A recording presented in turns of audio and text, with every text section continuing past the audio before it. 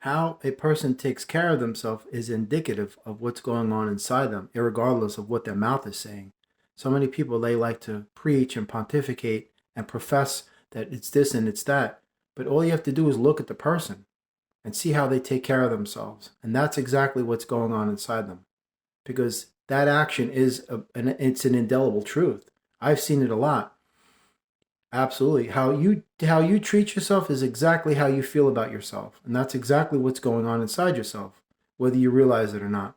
So all of these compulsive, obsessive habits you have that are causing detrimental effects on your body, like if you're overeating or if you're an excessive drinker or drugs or whatever, that's indicative of what's going on inside you that you cannot hide from the eyes of society, because these things tend to spill out in the form of, these observable situations, as far as what condition your body's in, how you handle yourself, how you carry yourself, how you treat others, because that's a direct echo, not a reflection, a direct echo of how you treat yourself inside, how you feel about yourself.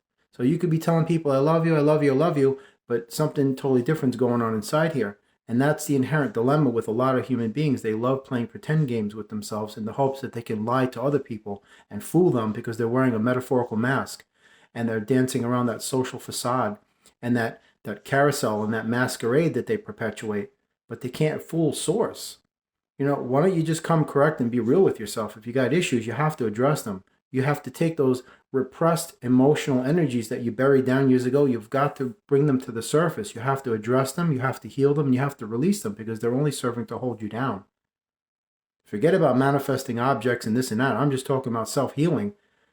I did a little video before, the journey from self-healing to self-love. I mean, I could make it a 100-part series, because, it's just that intense, and it's just that, of a prevalent topic, very important.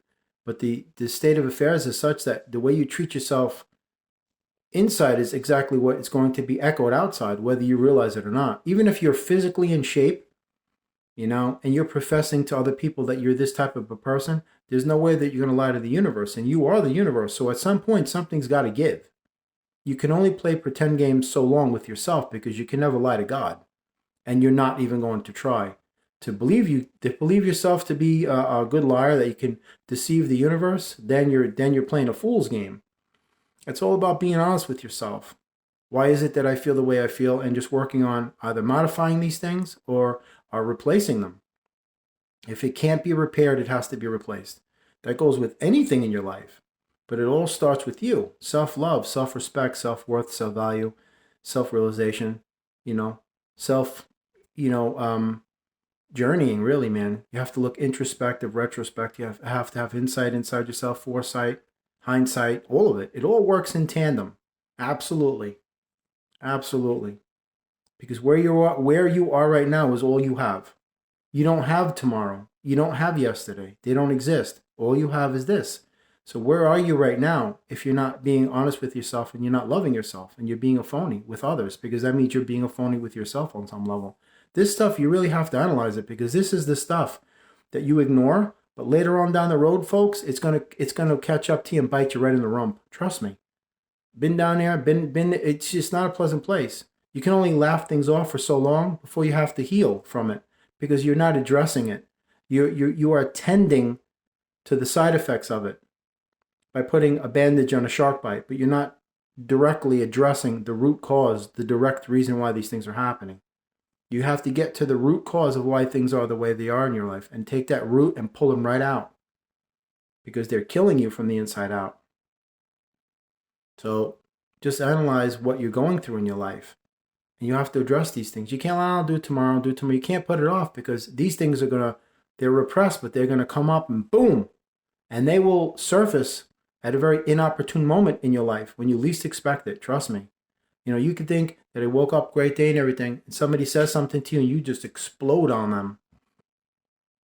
That's because silently you are repressing these energies and carrying them, and you're feeding them. And they're going to propagate and amplify and augment and expand, and they will just explode and blow everything up in your life, man. It's just that true. So you got to address these things, because this is the reason why experiences pop up into your reality, to show you, hey, Mr. Such and Such or Mrs. Such and Such, You're not the person that you think you be, that you're not the person that you think you are and you believe yourself to be. And we're going to show you exactly why. And these experiences are designed to elicit these responses from you precisely the way they do. And this shows you you're not where you need to be or where you should be this far along in your journey. So, but God always knows that you have a potential that you haven't realized in yourself. You just have to awaken to that fact of your power, your potential, and your abilities to do amazing things for others, but also for yourself. So don't leave yourself out of that equation because you are the most important person in your life. I hope so.